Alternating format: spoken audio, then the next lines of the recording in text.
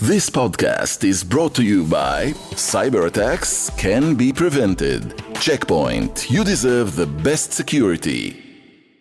Israel's new government is getting into its stride and prompting a backlash. There's a changing of the guards in the IDF. And we'll have a long and in-depth conversation with the veteran Middle East watcher and New York Times columnist Tom Friedman. It's Unholy. I'm Jonathan Friedland of The Guardian in London. And I'm Yonit Levy of Channel 12 in Tel Aviv.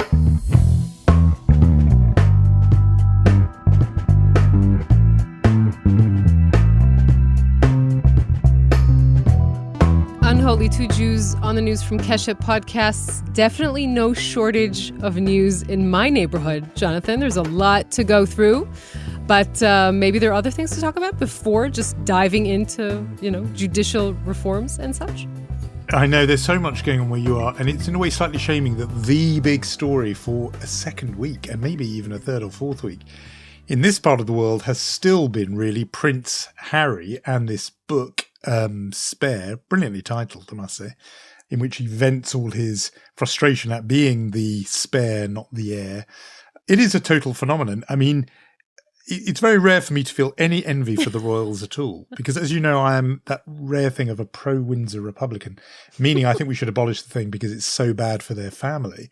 And I think that position has been mightily vindicated in recent weeks when you just see how awful it is for all of them. And therefore, I really would not wish on even my worst enemy to be born a royal. But a little spasm of envy did kick in when I read that he had sold 400,000 hardback books in Britain alone on day one, making this the fastest, biggest selling non-fiction book ever. I mean, those of us who thought we were doing fine with in our sales before suddenly realized, oh, right, so books can sell those kinds of numbers. That's pretty amazing. But also, I think it in some ways, it's a surprise. I mean, I did think that by the fact that he was being interviewed everywhere meant that people would think, I got the idea, I know what's in there. Obviously not. People are gripped. It will seem in a minute that I am the Republican between the two of us that thinks that monarchy should be abolished. I don't, by the way. I put up a wall, and I'm completely not listening to any of this news coming up from the Harry and Meghan thing, not only because I'm so sort of entrenched into Israeli news and what's going on here, but also because I seem to remember them saying they want to be left alone. So I'm trying to adhere to that original statement about, a gazillion interviews ago and Netflix projects ago and books ago. But I remember they wanted to be left alone. So I'm completely immune to any of this. Really, I'm sorry. Maybe this is very strange. I have to admit this. But there's a few things that kind of trickle down even through that wall.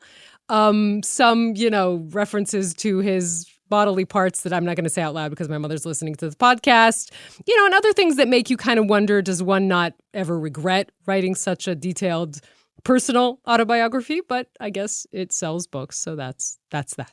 That is the most really intelligent does. take I can give about something I didn't read or listen to.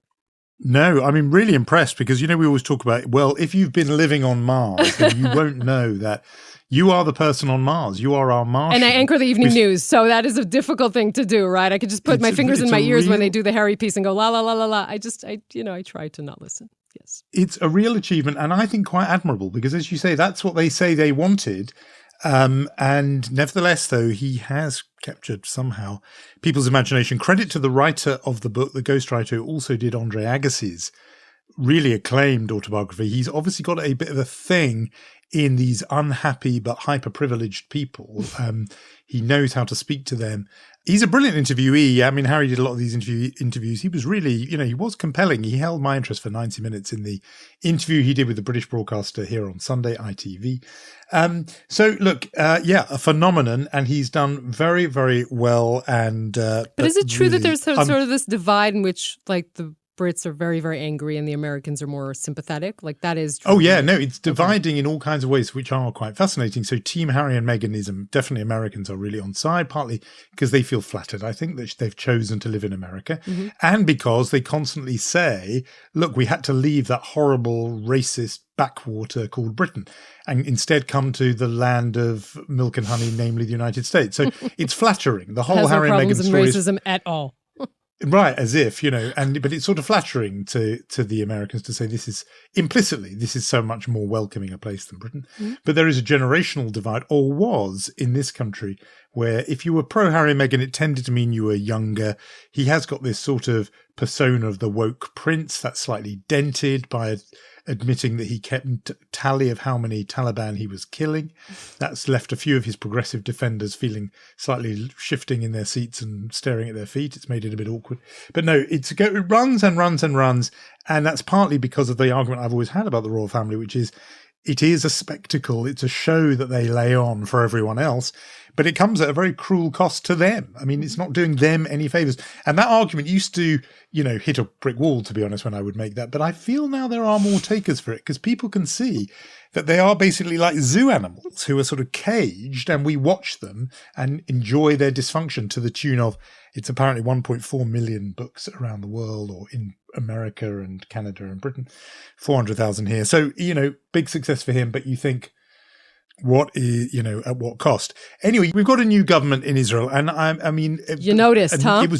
It was just enough. The appointments, the people who were there was enough to send a chill down the spines of many, many people in the wider Jewish world in diaspora. We're going to be talking about that with our special guest, vaunted columnist Thomas Friedman. We'll get into all of that. But that was even before they'd done anything. Last week, we talked about the judicial reform package that was unfolded. So bring us up to date with what actually is being done rather than just announced, as it were.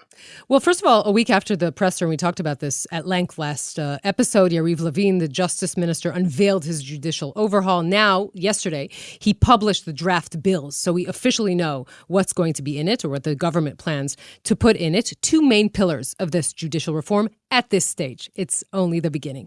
One is forbidding the High Court from intervening in basic laws, meaning that the legislative branch has the authority and not the judiciary in any way. And also it will grant government total control over the appointment of judges. That means the coalition will have the majority in the appointment committee. That is not the case today. Now, I have to sort of amend what I said last time, because you asked me, and I think it was a very important question, what if this stage of the reform has anything to do with Netanyahu's trial? And I said to you, obviously, and a lot of the Netanyahu opponents would say, and not only would say that they're trying to make it seem as if nothing has anything to do with it at this stage. There will be other stages that will discuss weakening the attorney general and things like that, but it's not in the plan right now. But I would want to amend that a little bit, because if the important part of it is that the coalition is in charge of appointing judges to the Supreme Court, then there are two things to notice. One, in a few years, if Netanyahu is indeed convicted with the, let's say, rhythm of Israeli justice system, he will try to appeal to the Supreme Court. So it's very important who the judges are that are put in place there. And another thing, it sends a message to the three judges that today preside over his trial in the district court, right? You three want a promotion. One day you want to grow up and one day you want to be judges in the Supreme Court. Well, we're now the ones who will decide this completely. So that, of course, has some sort of a relation to the Netanyahu trial. And I think this heartened those of us watching from afar. It's not as if the Israeli public are just sitting on their hands watching this passively. There were photographs, footage of a kind that I felt I haven't seen for some time, which were protests of some scale in Tel Aviv against this government and what it means. I mean, it's very hard for me to tell from this distance. You'll tell me more. Was this just the kind of usual suspects, the very liberal Ashkenazi aging Israel of the Haaretz newspaper and the nights that they're listening to the Philharmonic Orchestra, or was this did it reach a wider cohort of people saying, no, we don't want this government? Well, first of all, it was a lot of people. Was it beyond the Tel Avivian liberal crowd? I'm not sure. I think the important thing to notice is first that this was a first of a long line of protests that are planned. Gantz and both Gantz and Lapid, leaders of the opposition, called or said they would join in on these protests. So that will probably make the whole thing a little bit bigger. And also we have to say, and we said this last time as well, that the general public in all of the polls have an objection to this reform, or at least to some parts of it, even if they are Netanyahu supporters. So that is also important. Are the Netanyahu supporters in that protest? Were they there? No, they weren't, obviously. But I think it's an important question. By the way, these things always have a dynamic, right? You know where they start. You don't know where that will lead. And when you hear people in the Knesset, newly minted members of coalition from Itamar Ben-Gvir's party especially, saying that you should arrest the opposition leaders for supporting these protests, then that will also, I think, create a volume for the next protest, which will be this Saturday, right? Where this episode will drop on Friday. That sounds very bad in itself. We should just pause on that for a minute when a member of Knesset says you should arrest the opposition leaders. Again, this is a marginal character, and this is a very extreme thing to say. It's not going to happen, but it makes Israel sound like Turkey, and I think that's a very problematic place to be. Yeah, it's the lock her up maneuver. This is not how you settle political arguments with jailing your opponents. I mean, beyond the people on the streets, there's been an assumption, I think you and I have talked about it, that there's politicians, they make all these noises. But in the end, Israel's institutions are robust, they're solid, they will defend themselves. And lots of people, admirers of the Supreme Court over the decades, have always thought, don't worry, those terrible things that you read about, and it can't happen because the Supreme Court won't allow them to happen. That was about other things.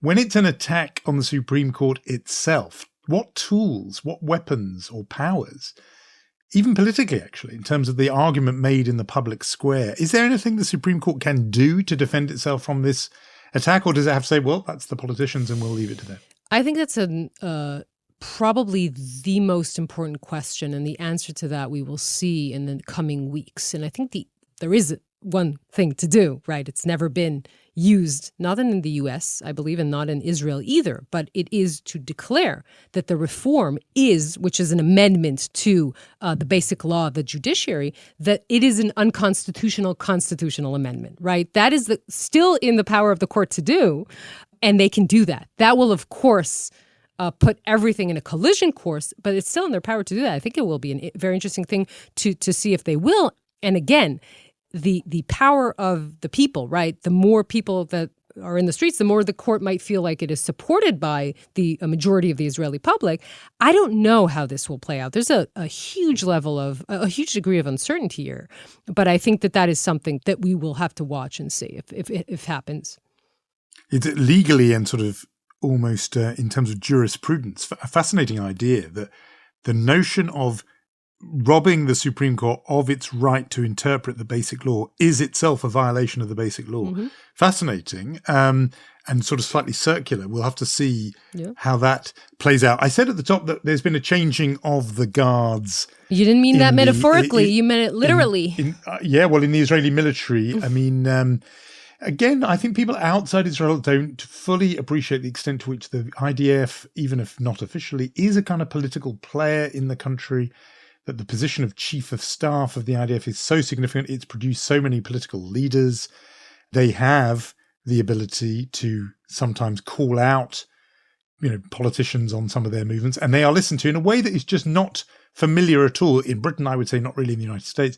They're just not in the sort of public mix anything like as much as in Israel. So this is a big deal even for people who aren't just sort of obsessed with, personnel in the military branch. This is something as part of the, public life of the country. Of course, if you obviously the military in this country is uniquely positioned because it is there's mandatory service and it is the army of the people. So obviously the person who stands and is in charge of it has this prominence that many other people don't. We've seen many heads of chiefs of staff of the Israeli military go into politics. I think since Ehud Barak, there has not been one that hasn't tried.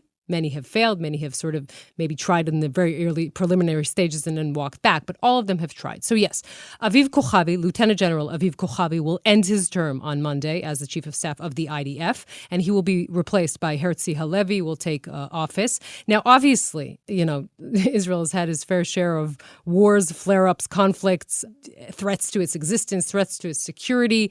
I think this is a precarious timing to go into this position, not only because of all these threats, right, but also because of the internal strife in Israel and the discussions around what kind of military is going to be or exist in this country. And I remind you, and we talked about this, that there are two moves that are trying, that Bezalel Smotrich and Itamar Ben-Gvir, the leaders of the far right in Netanyahu's coalition, are aiming for, right, and were promised in the coalition agreements. One is Smotrich is a minister in the defense ministry, and he wants to head the civil administration. Basically, this relates to the lives of settlers and Palestinians in Judea and Samaria. And obviously, Ben-Gvir himself wanting to be head of the policing force inside Judea and Samaria. All of this is very problematic, and not only. There are other moves, and of course, there are the people who are calling for the dismantling of the Palestinian Authority. Why am I telling you all this? Because Aviv Kochavi, just a minute before leaving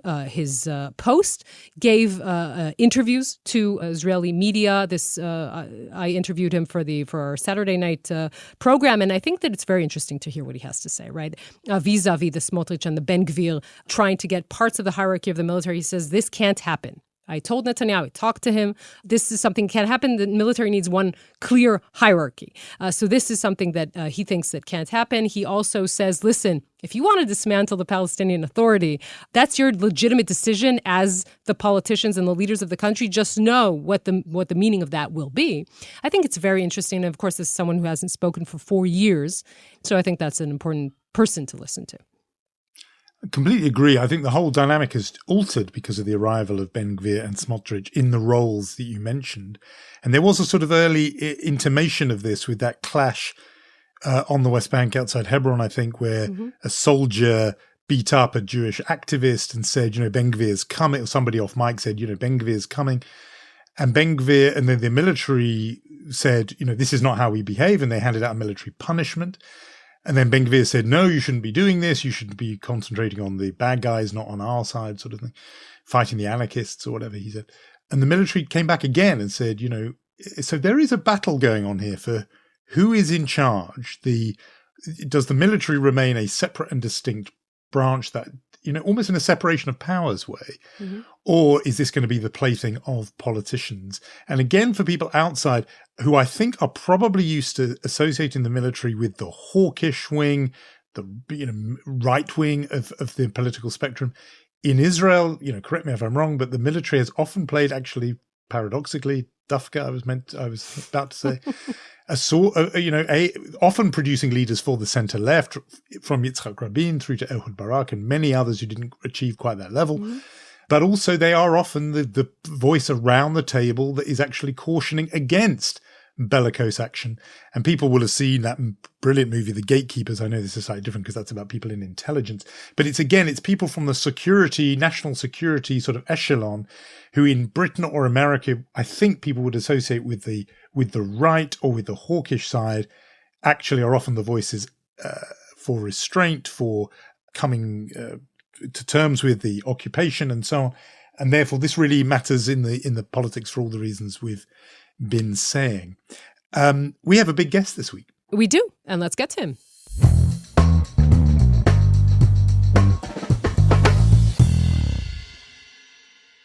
Tom Friedman is the New York Times Foreign Affairs op-ed columnist. He served as the paper's Beirut bureau chief, Jerusalem bureau chief, was diplomatic correspondent in Washington. He is a 3-time Pulitzer Prize winner. He's written 7 critically acclaimed books, among them very well known, From Beirut to Jerusalem, The Lexus and the Olive Tree, and Hot, Flat, and Crowded. He's written extensively on foreign affairs, the Middle East, and globalization, environmental issues. He recently returned from his trip, probably umpteenth time, to Israel. And we're so glad to have you on Unholy, Tom. Thank you so much for talking to us. Great to be with both of you.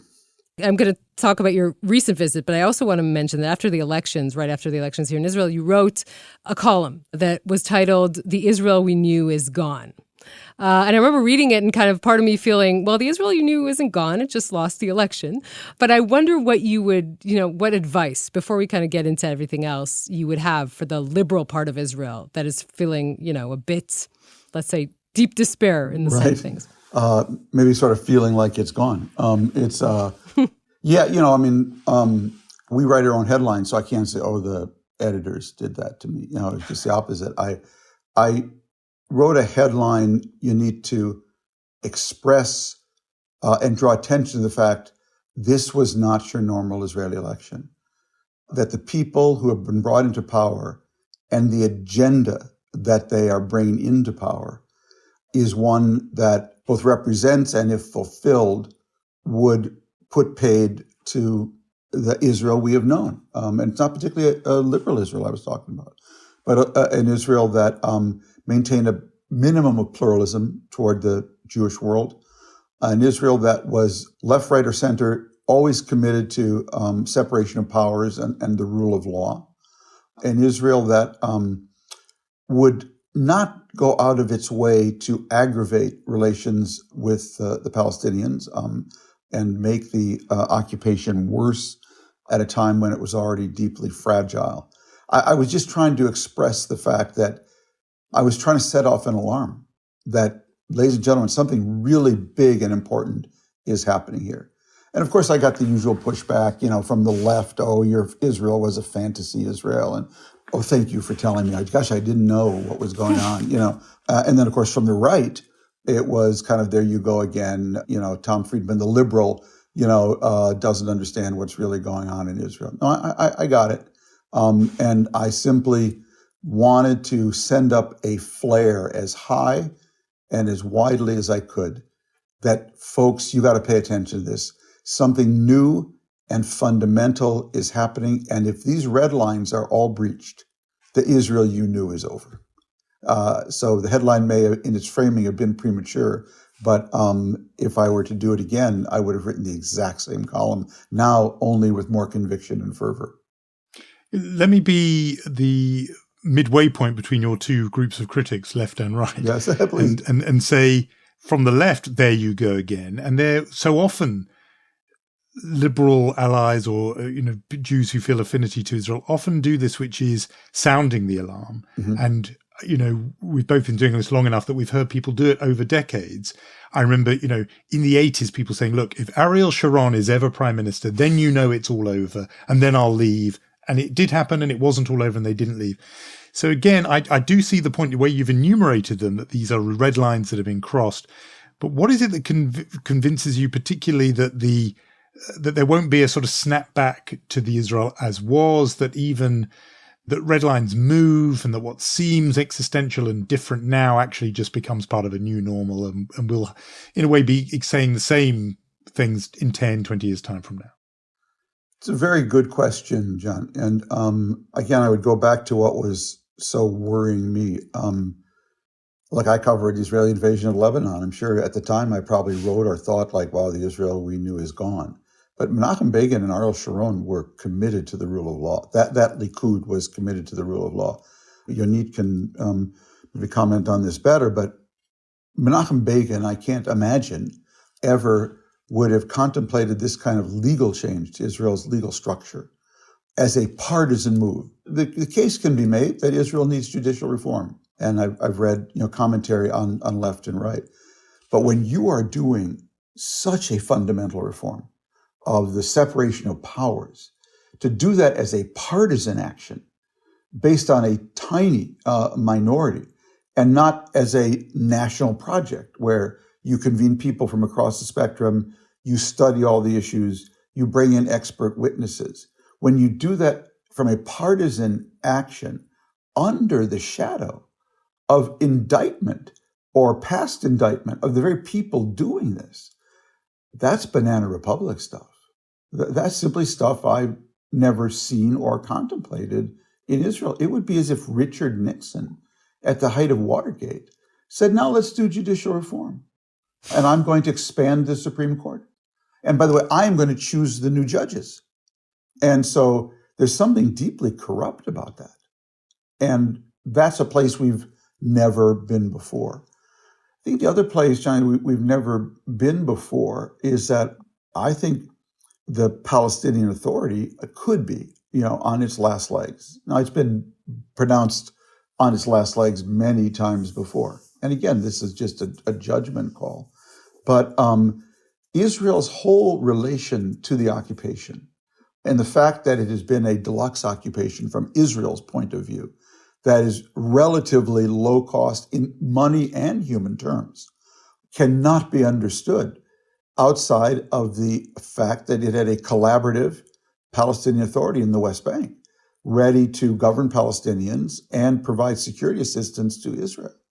And you take the PA out of the equation, and I just really can't imagine, what will happen next. So, if I can go to 30,000 feet for a second, and this may anticipate a future question. When I left Israel after this last trip, and I wrote this in a follow-up column, Israel is now living in a one-state reality. The way I look at the Lapid-Bennett partnership and government is that Israel was living in a one-state reality, and it had a leadership that said, we're going to behave in a very self-restrained way. We know we're living in a one-state reality. Some of us even embrace that. But we're going to behave in an unrestrained way. I think what the new government represents is Israel living in a one-state reality, and we're going to behave in an unrestrained way. And that, to me, is the shift that's happened here. And so it's for all those reasons I wanted to draw attention to it. And I could have written a headline, "Troubling Election in Israel," and we wouldn't be having this conversation. But I think the conversation we're having is very important for us as people who care about Israel and follow it, and for your listeners. If we go back on time, you really are the one who set the ball rolling. And you suggested, this is 2002, it feels like a millennia ago, right? You suggested the Saudi initiative to resolve the Palestinian-Israeli conflict. You said essentially, right, Israel will withdraw to the 67 lines, establish a Palestinian state, and all of the members of the Arab League would offer Israel full diplomatic relations and normalization. The first half of that seems as far away as we can imagine, right? You just discussed that. The second half, actually, interestingly enough, maybe paradoxically, seems like it could happen. And I'm specifically talking about Saudi Arabia. The irony of all of this is that Benjamin Netanyahu could be the leader to lead right now to normalization with Saudi Arabia. It could happen. So obviously, I'm following that very closely, Yonit, and I know a lot about Saudi peace initiatives. And so let me tell you the way I see the situation today, and this could change, but this is how I see the situation today. Well, let's start first of all with motivation. I think Netanyahu's motivation is to say to Biden, Joe, you and I, ma bad, as we say in Arabic, you and I, we can make peace in the whole Middle East. We can end this conflict. You can go down in history. Don't pay attention to this court stuff. That doesn't involve you. And what do you care who prays at the Wailing Wall? So it's his attempt to leapfrog the political morass that he is in and I think exacerbating by enlisting America in this project. Now, let me state very categorically, I think Saudi-Israel peace would be a wonderful thing for both countries, for the world, and for relations between Jews and Muslims. And that's why I felt the same about the Abraham Accords. And so one of the things I learned a long time ago is the way you get big change in the Middle East is when you get the big players to do the right thing for the wrong reasons. If you wait for everyone to do the right thing for the right reasons, you wait forever. After the Abraham Accords, people said, but the UAE just did this to get F-35s. And I said, oh, no. They were out for weapons? Have you ever heard of the Camp David deal? You remember that Camp David deal? They got a whole bloody army out of it, you know what I mean? And 30 years of military assistance. Ever hear of the Israel-Jordan peace? There's this little plane called the F-16 that was the cheese in that. So that doesn't bother me at all. Now let's go, though, to what actually is the Saudi position, as best I understand it, and this can change. So we all know it's an open secret. Netanyahu has met with MBS, as has the entire Israeli intelligence leadership over the years. And what they will tell you is we have talked to the Saudis, and the Saudis have basically said to us, if you will get us F-35s or the most advanced weapon systems out of Washington, civil nuclear program, and most of all, just improve our relations with the Biden administration, we will enter into a normalization arrangement with Israel without regard to the Palestinians, with nothing for the Palestinians. So when I was told that on my last trip, I said, well, I got to check this out, I was immediately a little suspicious. I have huge respect for Israeli security services. When they are looking to search for an enemy who is threatening Israel, they're the people you can get that job done. They're very good at that. I think they're actually less good at reading the Arab Muslim world. I think they can be suckered sometimes into getting a little carried away with winks and nods and not always hearing exactly what people are saying. Because Arabs are also very polite. So if you sit down with MBS, he'll tell you, I can't wait to have relations with Israel. We'll do high tech together. We'll fight Iran together. Kaza wa kaza wa kaza. But at the same time, I need something from you. What did you say?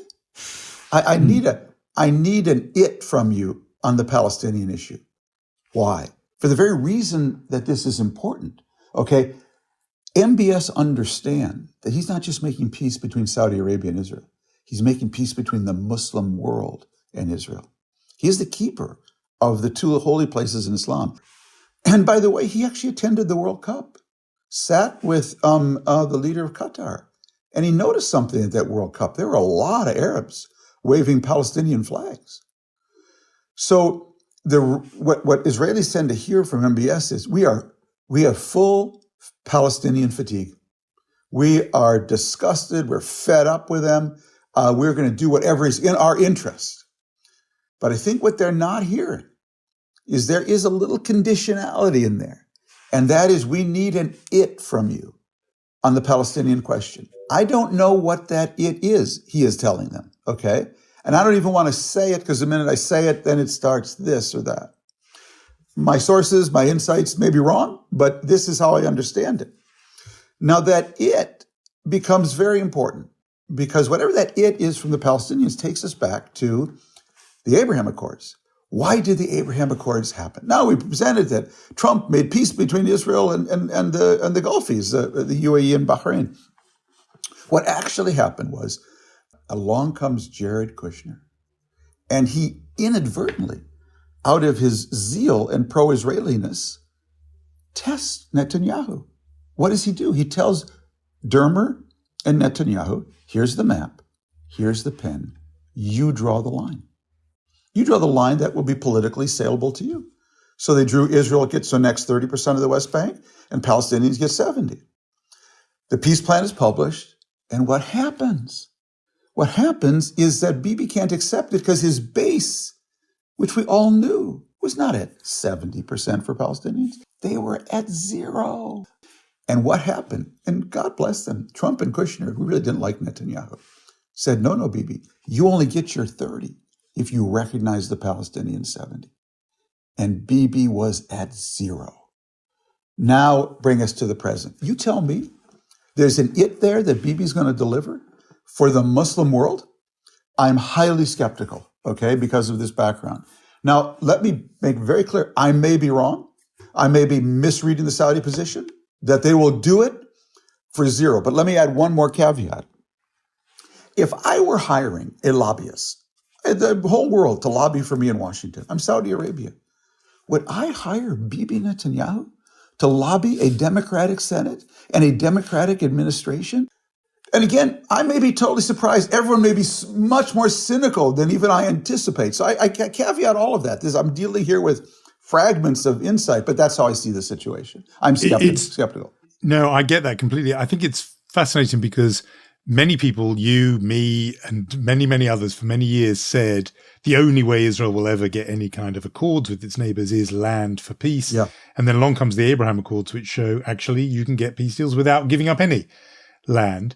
But I see your point, which is that Saudi Arabia is probably a different category. But I want to pick up on, just because you took us there with Wisconsin and AOC, and that is what your read is, and this must take in the things you talked about first, this new government, what your read is of that, whether it is just campuses and AOC, significant by the way, but is it just them that are breaking from Israel? Or do you look around this landscape and see a more mainstream parting between Israel and America? Maybe not Joe Biden, who somebody I was speaking to this week said, Joe Biden's hard drive has been updated in many ways, but where it's still stuck 30, 40 years ago is on Israel.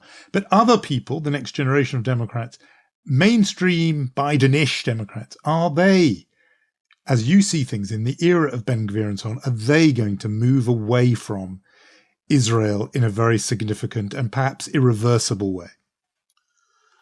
You know, I hesitate to predict because this has been an ongoing process. I see it, and I get invited to speak to student groups on campuses, and they have no idea how to defend Israel in the grand existential sense even anymore, and they're very much on their heels.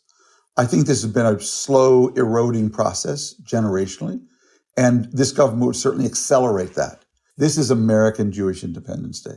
That for American Jews, Israel has been their religion, basically. Support for Israel, backing for Israel, fighting for Israel, demonstrating for Israel, and literally, as we do on the high holidays, actually every week in synagogue, saying a prayer for Israel. Israel was the religion for most non-Orthodox American Jews. That's over. That's going to be really impossible going forward.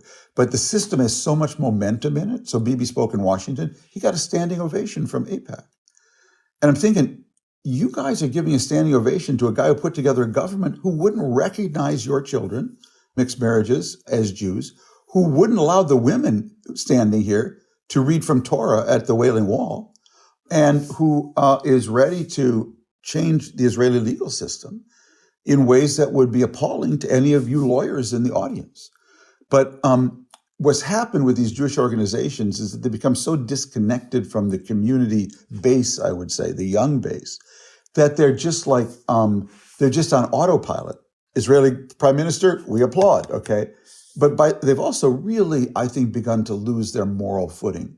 AIPAC has gone into become an actual PAC and endorsed candidates in the last campaign, including a number of Republicans who were election deniers, who voted against seating this very president. Now, that is such that bespeaks an organization that's completely lost its moral footing, that says it is more important to me as the American Israel Public Affairs Committee to support congressmen who support Israel than to support congressmen who support the U.S. Constitution. Hmm. But this is what, the thing with extremists is that that's what they do. They take you to places, this is what Trump does. He takes you to places you never should go to. But when you hitch your wagon to them, and again, it's why I always said about extremists in the Middle East, extremists go all the way and moderates tend to just go away. And the other point I always made was that there's only one good thing about extremists. They don't know when to stop. And so in the end, they do themselves in. Now, the most dangerous kind of extremists I ever covered in the Middle East were the extremists who knew when to stop. Now, my concern about what we see in Israel, this government, some of these characters, is that they will go all the way. And you'll never know, to finally answer your question, John, what is the break point, whatever, but we'll wake up, 10 years from now and we'll know what happened. Obviously being the Israeli in this conversation, hearing you talk about, the option of American Jews losing their religion and their religion being Israel is very dispiriting, to say the least. I mean, I think it should concern all of us, not only me as an Israeli. But I do want to wonder about one thing. Obviously, this is a very different Israeli government. It's a far-right government. Israel never had this kind of government before, right? But you need to put this in the perspective of the populism that has taken over the world. Right? I mean, Ben-Gvir is not detached. Israel has its own security issues. It has idiosyncrasies, but it's not detached from the issue of populism. Now, you, Tom, live in a country in where tens of millions of people still believe the election was rigged. You, Jonathan, live in a country in where populism basically led you to drive over a financial cliff with Brexit. Why would you, again, as the top representatives of diaspora Jews, why would you think that Israel would be exempt from these kinds of phenomenons? I mean, isn't it natural that we will also be part? I'm not in any way defending it. I'm just saying that it's part of that. I see it. Maybe it's my mistake, but I see it as part of that as well. Well, I've said this before. I follow Israeli politics very closely because for me, Israel is to wider trends in civilization what Off-Broadway is to Broadway. Mm-hmm. You said it's a harbinger of things start there in miniature and then they go to Broadway. So airline hijacking really got perfected there, went to Broadway. Suicide bombing got perfected there, went to Broadway. Building a wall, where did that happen first? Happened in Israel, then went to Broadway. And so when Israel formed a national unity government, I actually did a column saying, wow, could this be a harbinger of where we're going in America. So you're absolutely right. Israel its political processes and dynamics are very much part of a wider global trend. And the way I would put it, it has different drivers in Israel. Some of it's, secular religious, some of it's ethnic, Oriental Jews and Western Jews. But to me, the true common denominator, the real poison in this well is social media. Mm-hmm. I followed how Netanyahu used social media before this election. Look what they did to the members of Bennett's party to get them to break. I mean, they basically made their life hell on social media. During the campaign, look how he used social media to delegitimize Mansour Abbas, to delegitimize the deal with Lebanon. These were all lies. I mean, basically, the stuff that he put out. But it is such poison. And I think we will only understand in 10 years the damage that social media has done to democracies. Because what these technologies and social media do is they make inefficient authoritarians really very efficient. And they make democracies ungovernable. That's the real problem with these. And I see that as I'm not saying there aren't other social, economic factors. I have no illusions about the Palestinians. To me, the party Israel is missing now. It has a one-state party with restraint. It has a one-state party without restraint. What is completely missing is a separation party, not a peace party, but a party that every day is asking itself and coming with Israeli creativity. And I've said this before, Israel's so creative in so many ways around water, around agriculture, around technology. Where is the creativity around separation? I don't see any of it anywhere. How could Israel have had 5 elections and separation was not on the agenda? That's a failure of nerve of the Israeli center left, it seems to me. I am not a friar when it comes to the Palestinians. They're seriously messed up, the Palestinians, and which is why the Arabs, in many ways, gave up on them. But that's why I'm always looking for ways to separate. Now, I also am perfectly capable of saying there may not be a way. There may not be a way for Israel to separate safely and securely. But I'd sure like to see Israel apply its creativity to that much more than it has. That's my critique. I think we've made the case very clearly that it's not in your interest or theirs to have a one-state solution. But that's so clearly where this is now going. And I want to make sure that I'm one voice out there saying, where's the creativity? How could you have 5 elections? And Meretz didn't even have this as a plan. That's a failure of the Israeli left. And of course, if Palestinians respond to what you've just described by tailoring their message and their struggle to be one that is fitted to a one-state reality, and they make it a civil rights movement, then again, in which they say, we're not after land, we just want one vote, we want the same access in this one society we live in.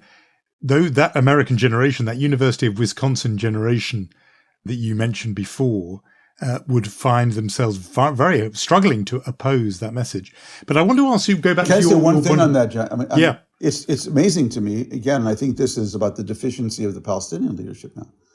Imagine that Palestinians announced a 1 million-person hunger strike or blocking of every road in the West Bank. Right. We're just going to block every road in the West Bank, but with one difference, which they never do.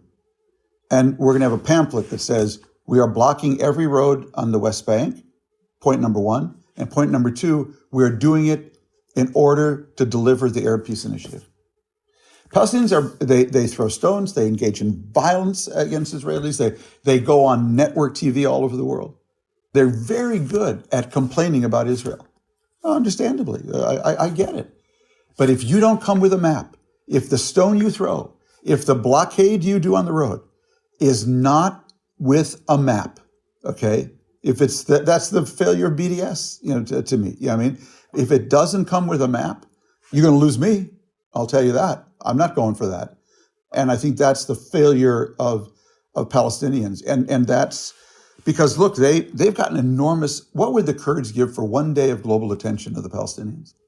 Yeah. What would the Kurds give? I mean, the fact that their enemy was Israel has given them enormous attention that wouldn't have been if it were any other opposition group. We know, because just look at Palestinians' relations between Jordan from 1948 to 1967. Yeah.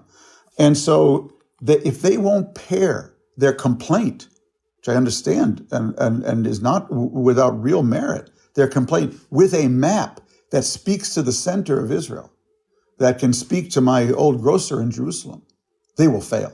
And that's why I've always said, they kind of lost me in some way after Camp David with Barak. And this is my complaint. Again, you're really getting me ranting now. This is a Jewish podcast. Feel yes, free. Palestinians have agency. You have agency, okay? And stop thinking that you don't, all right? And they have agency. And they have agency to talk to someone like Yonit in a way that wouldn't cost anything except internally to figure out exactly who they are and what they want.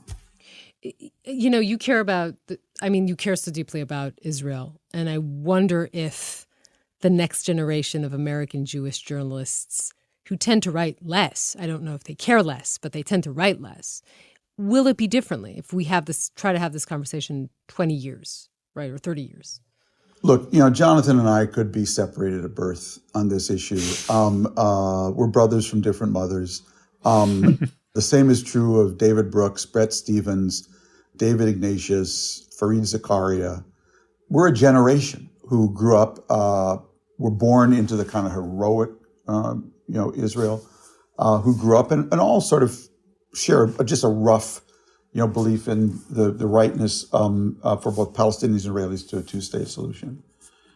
I don't want to speak for others, but I can just tell you, if you look behind me at my newspaper, or I don't see a new generation coming up who both cares deeply for Israel, but also believes that there must be a Palestinian state next to Israel for both reasons of justice and security.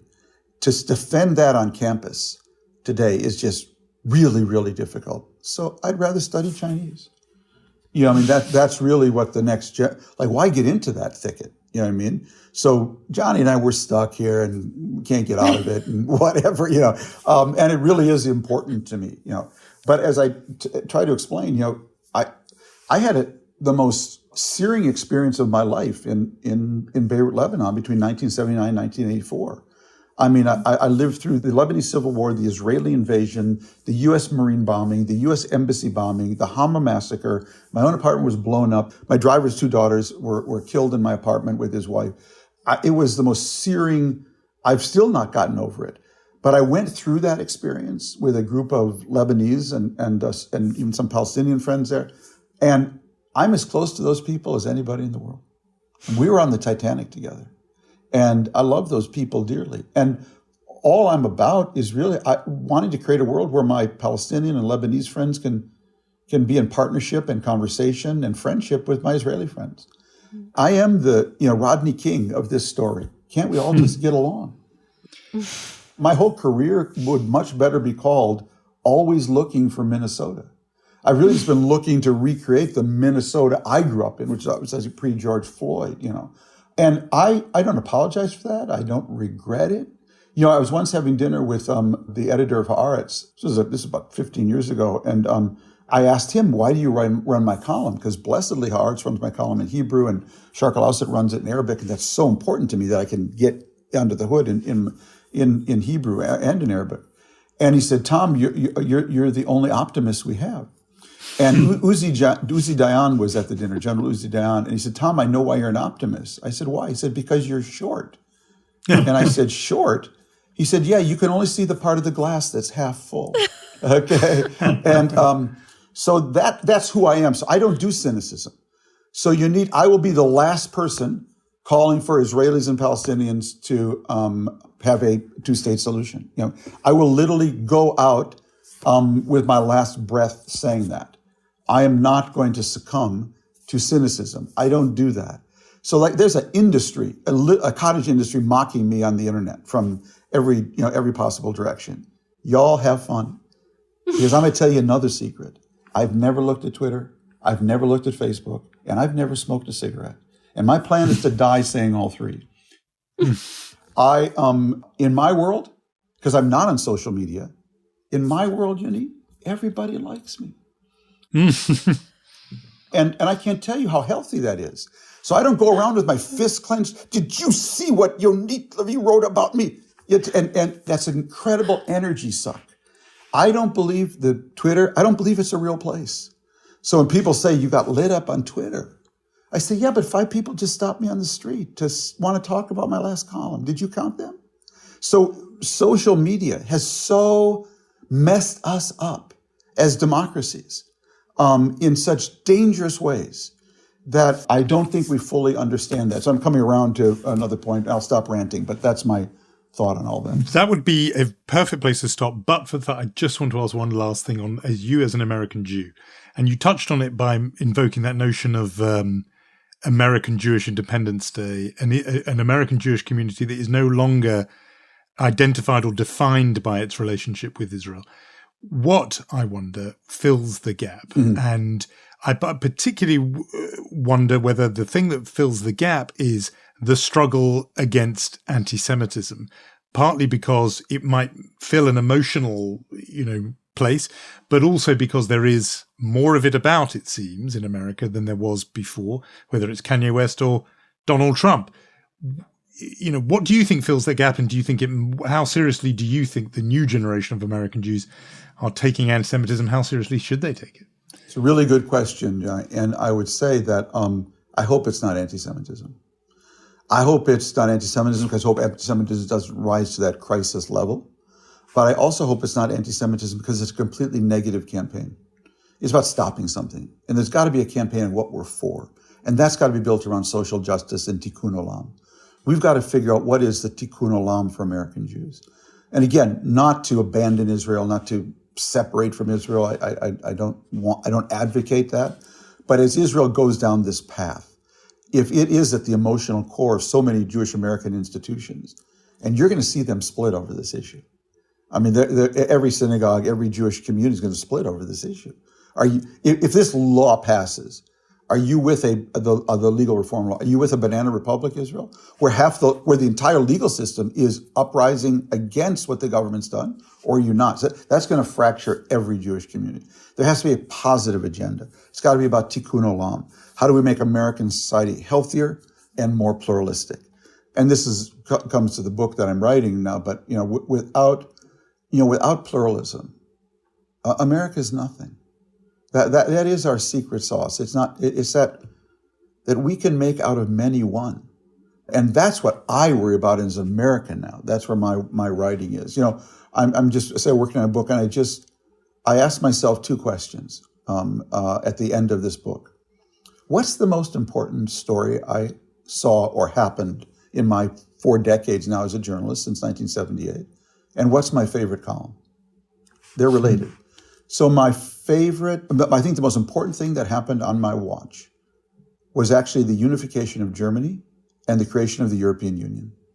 In my lifetime, on a continent that for 150 years brought us tribal wars, that 3 times brought America across the ocean to referee and to extinguish, in my lifetime, I saw another United States born. An imperfect one, nowhere nearly as united as ours, but amazingly, of 450 million people sharing a basic commitment to the rule of law, democracy, human rights, and free market. And my favorite column was at the height of the ISIS war in 2017, General Dave Goldfein, the head of the U.S. Air Force, took me with him on a visit to every U.S. air base in the Middle East at the height of the ISIS war. It was the most amazing reporting trip I've ever been on. And we went to every air base, watched the war close up. But we arrived at Al Udeid Air Base in the UAE the first night we got there. And by coincidence, Charlottesville had just happened. So Trump was basically saying, there are good people on both sides of a place where people have been killed and were racism. And your faithful columnist was in Al Udeid Air Base in the Middle East. Sometimes you're in the right place at the right time as a columnist. Sometimes you're really in the wrong place. And I was in the wrong place. The entire world is talking about Charlottesville, and I'm in this crazy airbase, off in the Gulf. And so I had to sit around and think, well, what do I write? And I stared at my computer. I wrote my all-time favorite column. I said, ladies and gentlemen, I'm not in Charlottesville or whatever, but I just want to tell you about who I'm traveling with. I'm out here traveling with the head of the U.S. Air Force. He's Jewish. The U.S. Air Force Secretary, she's a woman. Her chief executive officer is an African-American Air Force lieutenant colonel. The commander of our base here is Armenian-American. His deputy is Lebanese-American. Our guard is from a Hispanic background, and we just were briefed on intelligence by Colonel Yang. Which part of this sentence don't you understand? We are who we are. We are powerful. We are respected. We have influence because of who we are that we can make out of many one. And my number one project is focusing on that, highlighting it, ensuring it, because I am an American, I believe in Madeleine Albright. We are the indispensable nation. Without us, there's nothing. And that's why, to end, my message to Joe Biden is going to be, Joe, you may not be interested in Jewish history, but Jewish history is going to be interested in you. You are going to have to step up in ways that no American president has ever done to protect this Jewish state. It was such a pleasure and a privilege talking to you, Tom. I mean, I was fearful of two columnists and one television anchor. We might not have common ground, but we did find what to talk about because... Brothers from different mothers. You and him, for sure. Not on every issue, but on this one, I think. I will not Tom, disagree. we're hugely grateful. Thank you so much for that. So fun. Well, you inspired me. So thank you for having me and best of luck.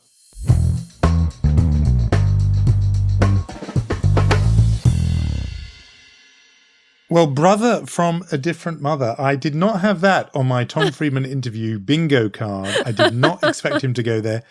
But, look, he is a 3-time Pulitzer winner and really so seasoned in reporting, covering this region that was great to hear that. I think, he and I will have different perspectives on some things, but I think the way in which he does always look for a solution somehow, and yet you feel even he, and who does have this kind of sunny Minnesota, Lake Wobegon optimism, it's really being stretched, isn't it? It's being tested by the current situation. Even he is struggling to find the silver lining in this particular cloud. But it was great to really hear him sort of kick back and develop those thoughts. And obviously people encounter his ideas normally in the sort of capsule form of a column. And here he was able to sort of expand outward. Whether you agree or disagree with everything he's been saying over the years, he is somebody who is central in commentary in the English language on the Middle East. And it was great to hear that sort of at length. And we should stress to our listeners, we did not bring him on unholy because he is your brother from another mother. We had other issues to ask.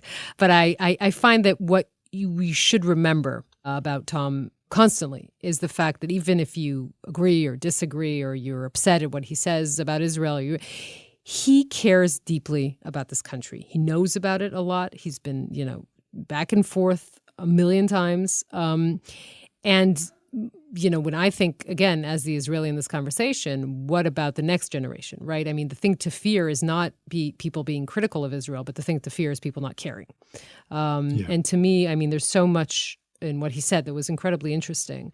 And to see, what this government looks like, and also not only, but how this region looks like from the outside, I think is fascinating. And interesting from the point of view of our business and our trade, that list he gave of journalists in the American media, Jewish, most of them, not only, but who really have focused and sort of obsessed over Israel over the years. And he says he looks over his shoulder and he doesn't see a new wave of similar journalists and columnists, commentators, similarly obsessed with it. And that is just another sign of that drifting away that we've charted on the podcast for a long time, one way or another, but just another proof of it. We have awards to hand out. So tradition is tradition. We are going to do the Chutzpah Award first. Somehow I find myself doing these more than you, Jonathan, just saying. But mine is treading carefully into your territory, and that is to pick Andrew Bridgen, who is a Tory MP. And he said this recently. He was discussing the issue of COVID vaccines, and he was making more and more claims that vaccines were killing many people and that the damage was being covered up. But then he took it a step further and said, and I quote, "It is the biggest crime against humanity since the Holocaust." Now, I think we've been over this once or twice on our podcast. We, how shall we say this, vehemently oppose anyone who talks or compares this in any way, vaccines that are meant to help the human race and have helped the human race, in fact, to the Holocaust. I don't know why people don't listen to us more, Jonathan, but I think it's okay if we also point out that he has been suspended for saying this. But still, can we just have enough? It's enough with these people who are comparing vaccines to the Holocaust. Like, enough. I think people are very clear that Unholy is getting really annoyed and fed up with people using the Holocaust to make some point about the vaccines, even if it wasn't a spurious point, and it is. It's just, get another comparison and leave our history and experience well alone. It's nothing to do with you, Andrew Bridgen, and stop cheapening and exploiting the memory of the Holocaust. In cheerier news, although, a gleam of hope coming out of a bleak situation, I thought for Mensch, we would echo the Genesis Foundation, which hands out its annual Genesis Prize, which has been, Jewish journalists like to call it the Jewish Nobel Prize. It usually goes for a lifetime achievement for a single Jew who's done something, wonderful over a lifetime. This time it is going to a group, namely Jewish activists in war-torn Ukraine.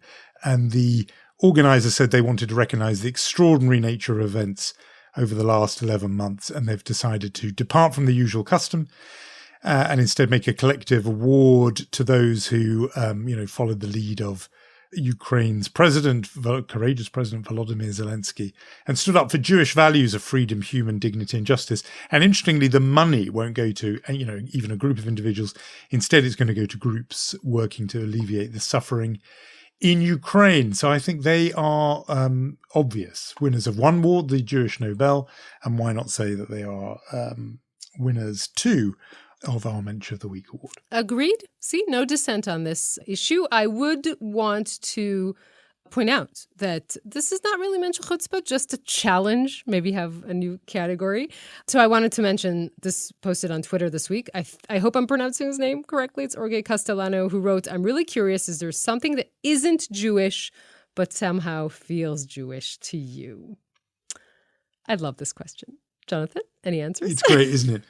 I mean, for a long time, I have a very good old friend of mine who used to say, Miriam used to say that she grew up thinking the word traipse was Yiddish, and she thought the word aggravation was Yiddish. But the way they were used in her home, both words, I've been traipsing around the shops, like schlepping. It sounded to her like Yiddish. She was shocked when she discovered regular non-Jewish, non-Yiddish speaking folk allowed to use say those words.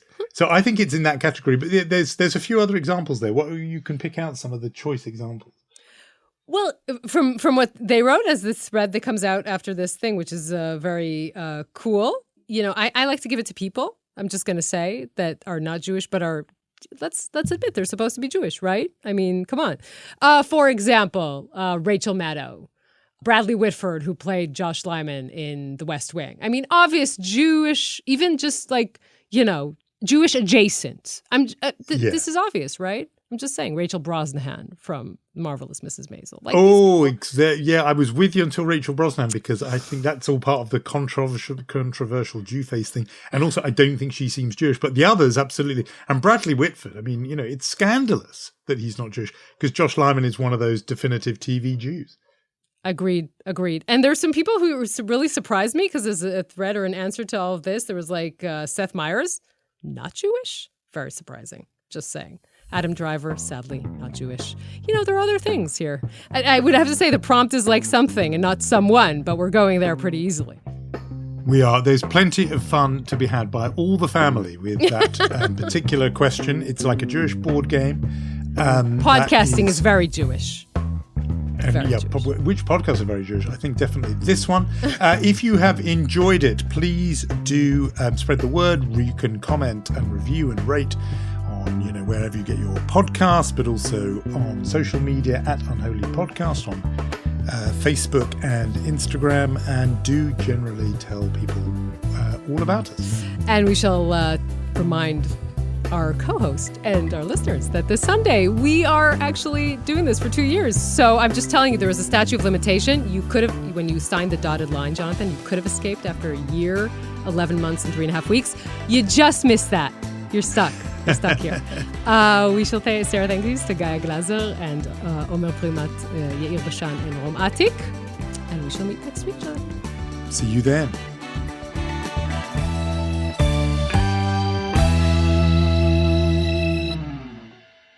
This podcast is brought to you by Cyber attacks can be prevented. Checkpoint. You deserve the best security.